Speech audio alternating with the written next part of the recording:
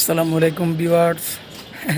এই যে আমাদের সেই আমরা গাছ, আল্লাহর দান দেখেন না। আচ্ছা, ওর কি বয়স এত ফলাওয়ার এখন? হ্যাঁ, দেখেন তো কি অবস্থা, মাশাল্লাহ। এই যে দেখেন, বলবেন তো যে ভাই কোনো মিথ্যা কথা বলে। এই যে দেখেন, এই যে মানে পুরা থোকা। এই মানে আল্লাহ তাআলার যে কি নিয়ামত দেখছেন। আচ্ছা, এই থোকাটা গনেন, এই থোকাটাতে কি পরিমাণ আছে। এখনও তো ছোট।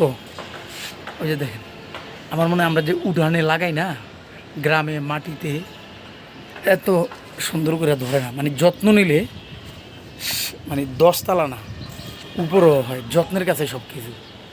তো প্রত্যেকে আমি মনে করি এভাবে বাগান করলে মানে আসবেই ফল, আল্লাহ দিবেই। চেষ্টা করতে হতো, চেষ্টা না করে যদি হাত পা গুটে বাসায় বয়ে থাকে কোনো ফায়দা নাই, আসবে না। কথা বুঝতে পারছেন? চেষ্টা করেন। আমরা কিছু মানুষ আছি একবারে অলসতার ঢেকি, মাইন্ড করেন না পারে। এই জাম গাছ এটা তো বলেই বই, মুখ ফুলতেছে। আরে ভেন্ডি রে ভাই, সেই স্বাদ ভেন্ডি,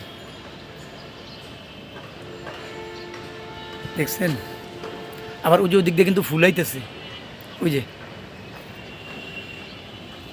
এখানেও ভেন্ডি আছে, বেগুনের সাইজ দেখেন। এই যে ভেন্ডি। যাই হোক ভাই, আপনারা সবাইয়ের জন্য দোয়া করি, আল্লাহ আপনাদেরকে ভালো রাখুক।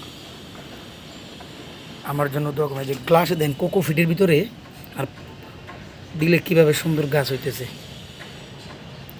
তো ভালো থাকবেন, আসসালামু আলাইকুম।